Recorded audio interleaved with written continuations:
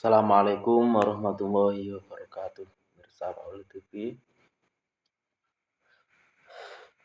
dimanapun Anda berada. Berikut ini akan saya tunjukkan berkutut kalung tepuk Majapahit, tapi tidak full. Kenapa kok disebut Majapahit, kok nggak kalung tepuk? Karena luritnya itu bagus, di pinggir-pinggirnya itu ada, dan burungnya juga agak hitam. Sebenarnya perkutut Majapahit itu ada sendiri dari terah Majapahit. Dari beberapa versi dari orang-orang tua terdahulu itu, Majapahit itu bukan perkutut yang kalungnya nyambung sampai bawah, itu bukan. Itu versinya orang-orang terdahulu. Sekarang kan ada yang bilang perkutut Majapahit itu yang kalungnya yang bagus sampai full. Kalau orang dulu ada yang mengatakan tidak. Si Majapahit sendiri itu terah Majapahit seperti Tuban, itu ada terah Tuban, ada ciri-ciri khususnya seperti apa, burungnya seperti ini misalkan. Untuk yang full sampai bawah itu mungkin lebih cocok itu dibilang perkutut daringan kebak. Kenapa kok kebak? Karena full itu kan maksudnya kebak. Untuk istilah itu kadang kan ada cemani, itu ada dua, cemani Kolbuntet dan cemani Majapahit. Kolbuntet itu yang gimana? Istilah ternak itu. Majapahit itu yang full, yang luringnya kalas-kalas, sedangkan Kolbuntet itu burungnya hitam tapi luringnya tidak terlalu kalas-kalas. Bedanya kalung dengan kalung tepuk apa, atau kalung kemben? Kalau kalung kemben itu kan biasanya cuma sampai dada, melingkar gitu. Itu yang Majapahit itu sampai di ininya, pinggir-pinggirnya itu kelihatan jelas. Meskipun nggak full, kalau di istilah ternak kan seperti itu. Misalkan kita beli perkutut Majapahit, cemani Majapahit ternak, itu kan ada yang full, ada yang tidak. Pasti ada yang gotang, istilahnya apa ya, yang nggak full ya, masih ada yang putihnya maksudnya, walaupun di duburnya itu udah kelihatan. Kalau istilah ternak kan itu Majapahit, dan ada yang bagus yang full. Di ternak juga, di lokal juga gitu. Lokal itu juga beda-beda burungnya, kalungnya, bergantung burungnya. Ada yang, kalau saya sendiri ada levelnya lah, ada yang level standar, ada yang menengah, dan ada yang bagus yang full. Saya sendiri yang biasa juga pernah, yang tengah-tengah juga pernah, yang full juga pernah. Yang kayak gini yang tengah-tengah, pemirsa. Ini nggak full anunya, nggak full bawah, tapi burungnya sudah kelihatan agak hitam.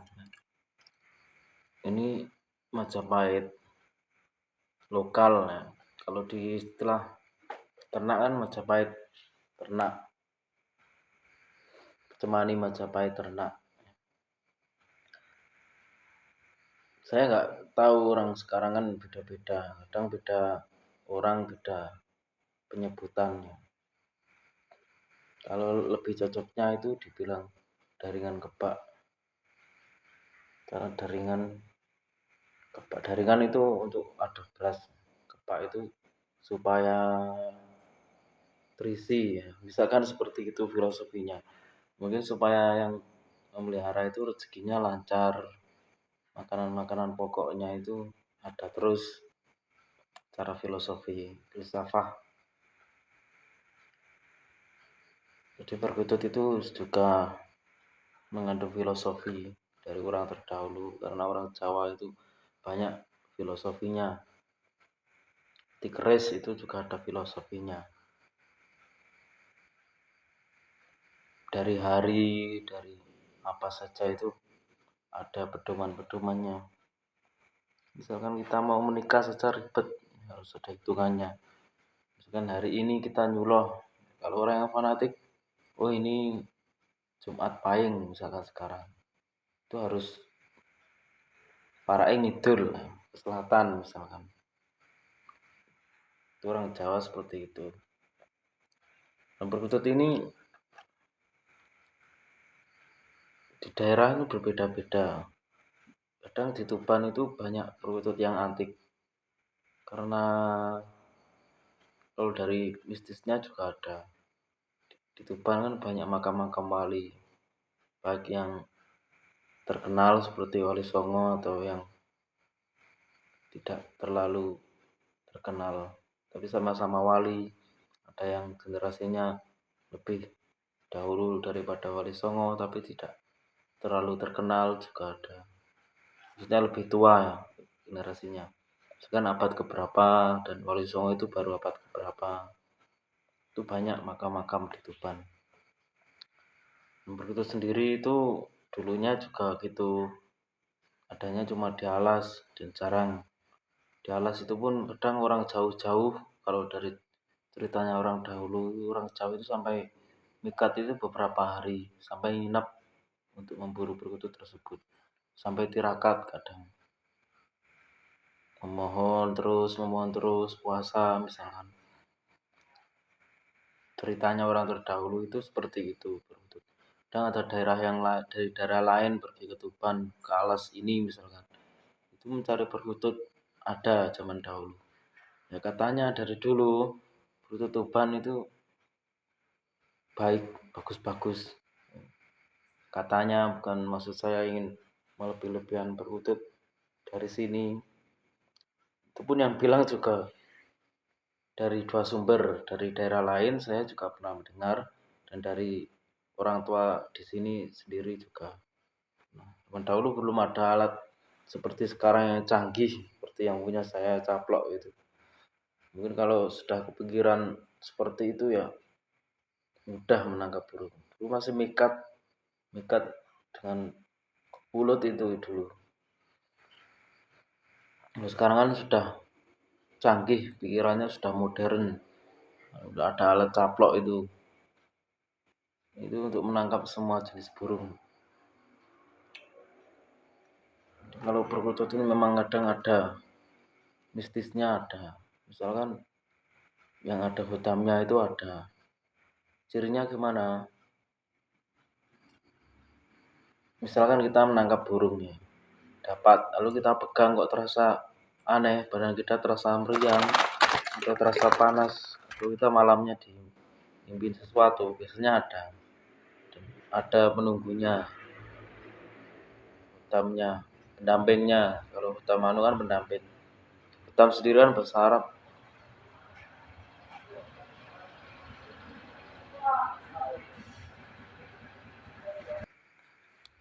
Saya lanjutkan lagi pemirsa.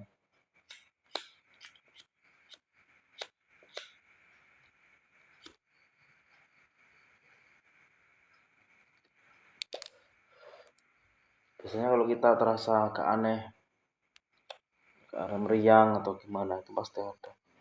Itu yang bahaya kalau punya anak kecil, itu kalau nangis sering diganggu, itu yang bahaya.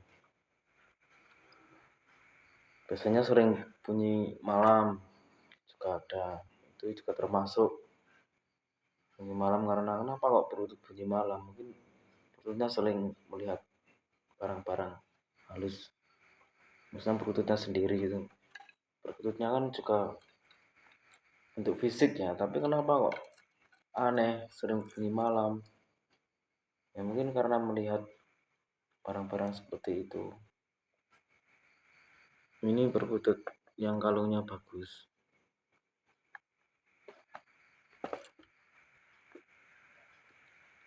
yang Majapahit ya.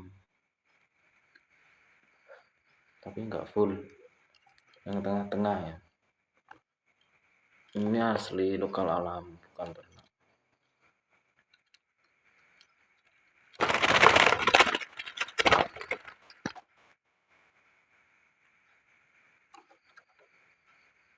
Jadi kalau beli perkutut itu jangan yang yang ada hitamnya, kalau bahaya. Hitam kan pasti jin Tuhan pasti menyesatkan. Kalau nggak kita anggap biasa yang bahaya. Soalnya misalkan juga ada hitamnya, itu kita tak usah terlalu takut, hadapi dengan biasa saja.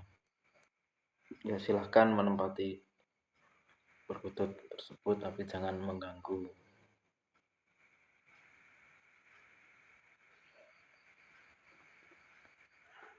Cerita mistis itu pasti ada di setiap daerah tentang perkutut.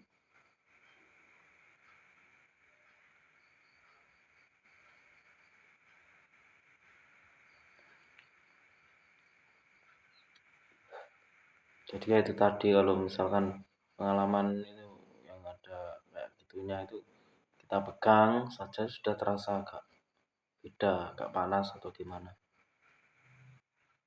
Kalau kita nggak kuat, bisa-bisa kita agak meriang, tubuh kita agak meriang. Dan burungnya itu juga aktif manggung malam. Bukan burung gacor, kalau gacor wajar. Kalau perkutut gacor itu kan siang malam bisa manggung, jadi jangan takut kalau perkutut manggung siang malam karena gacor.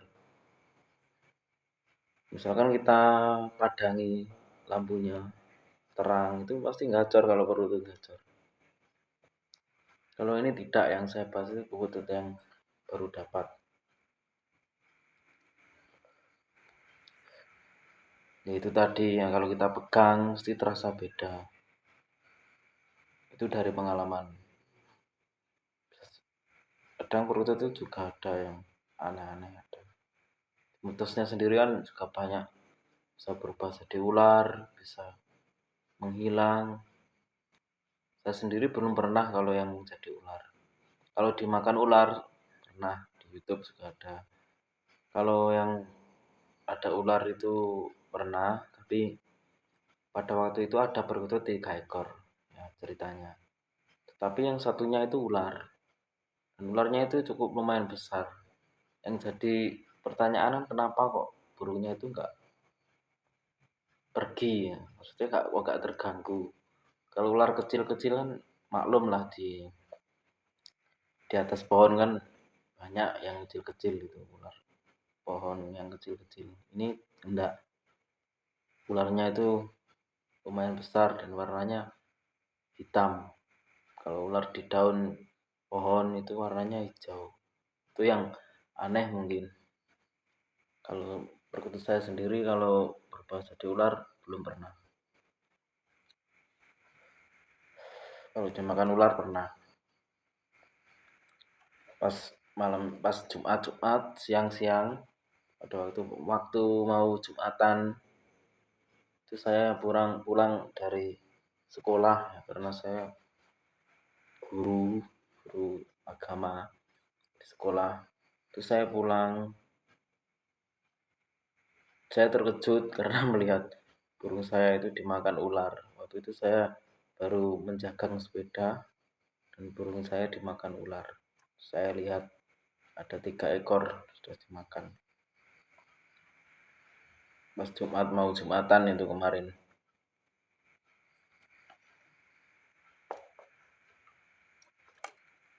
Nah, cukup sekian pemirsa.